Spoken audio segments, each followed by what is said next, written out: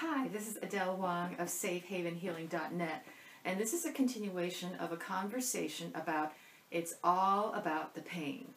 And I have to say, my cat Lily loves talking about this topic, so she decided to join in with us today as we discovered more on this topic. Now, in the first section, I talked about the basic model of how, if we're lucky, we came down as a spark of the divine, and came down like a tennis ball of pure consciousness. And if we were lucky, we got a beach ball of like a wonderful envelope to surround us, to reflect us. Because until someone reflects us, it's very difficult for us to see ourselves. Because we came down and we didn't know who we were. So in that pinging of what I need and someone responding, that dance is very important. And I also mentioned what can happen if, for whatever reason, the beach ball is not there. If the beach ball doesn't come to me, I got to go to the beach ball. And then people can end up being the beach ball for their own beach ball. And what happens then is that the outgoing pings, instead of asking for what I need or asking for food or reassurance, which is what you're supposed to do when you come down to the planet, most of the outbound pings get distorted to finding out what does the beach ball need. So things get distorted both in terms of being able to take in what I need and also asking for what I need. It all suddenly becomes about the beach ball. And that can set up people becoming overly concerned with other people's needs and losing the ability to know what their own needs are. I see this many, many times with very sensitive, empathic people. They could tell you everything about everyone else, but don't have a clue yet about what they need. And much of the healing work and the energetic work is on helping rewire this energetic dance so that the outbound and inbound can be more congruent with what people need and not just what everyone else needs or meeting other people's needs. So in this segment, I just want to expand a little bit more on how this ping can end up getting a little distorted. You know, an analogy I often use, it's kind of like the difference between watching a 6-year-old cradle a Raggedy Ann doll. You know, she's playing and practicing to be a mom someday and enjoying that. But really, it's about her, and you know, that she's doing this because it feels good, it's fun, versus a real mother holding an infant. You know, this is when other people might look at a mother and say, did you see how that mom feeds that child and takes care of that child? What a great mom. Yes, but ultimately the only person who knows how good that ping dance is going is the child. Because if the mom is fundamentally still like a 6-year-old holding a Raggedy Ann doll, giving is all about her. You know, it's not really about the baby. It's because it feels good to her to give.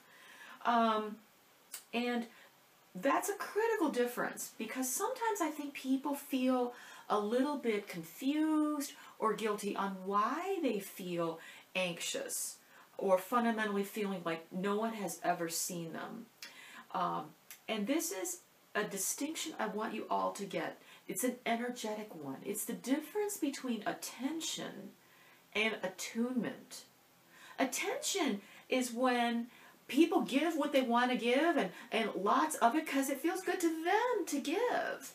But if it wasn't what you wanted, if no one could really see you and be attuned to your needs, specifically your outbound ping of what you were asking for, and they're throwing lots of baseballs at you, and you didn't really have a mitt up, you didn't ask for it, that is really confusing.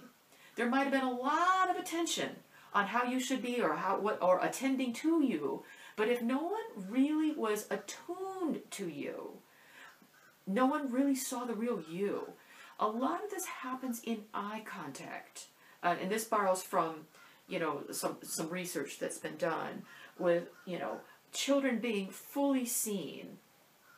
If the caregivers are distracted, financial problems, substance abuse, violence, whatever, there was no time. They were so caught up with themselves, they couldn't sit down and look at you and say, who are you? And in that attunement of catching your outbound ping of what you're about, you know, could have been some great idea you had or some excitement you had, and sending it back to say, yes, that's fabulous. If that didn't happen, something feels a little off, even if there was a lot of stimuli, or maybe there wasn't much attention. It's a little bit like if somebody is feeding a baby, at some point the baby will be full. And if the baby goes like this, hopefully the caregiver is attuned to that. This is, oh, the baby's full, doesn't want any more food. If the caregiver's not attuned, it'll be like, oh, you need to eat. What's wrong with you? Da, da, da, da. So if you weren't able to do this growing up, to say, you know, that's not what I need. Maybe you weren't allowed to. Maybe that was a shameful thing to say, no, you know, you shouldn't think that way, whatever. You weren't allowed to do this, and all this attention was coming at you, and no attunement.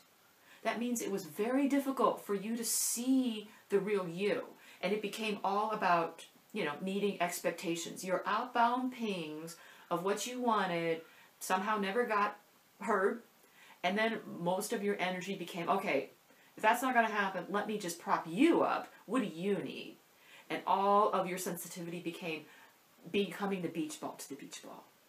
So this is a lot of stuff I want you to just sit with. You may need to watch this again and just notice. You may just want to sit with yourself. Where in your energetic body or history do you remember a sense of being totally attuned, meaning someone really got you? It's beyond the need for food or clothes or whatever. If that didn't happen, we can spend the rest of our lives trying to see ourselves in other people by meeting their expectations, and we ping even harder. And that sets up, you know, as you know, it doesn't work. Most of us have discovered it doesn't work, and real healing is more about, let's rewire some of this ping so that you discover for yourself. You basically learn to ping for yourself. You become your own beach ball in healing work and in working with me to discover who you are. So I look forward to hearing more of what you might be thinking on this topic, and stay tuned for the next video. Thank you.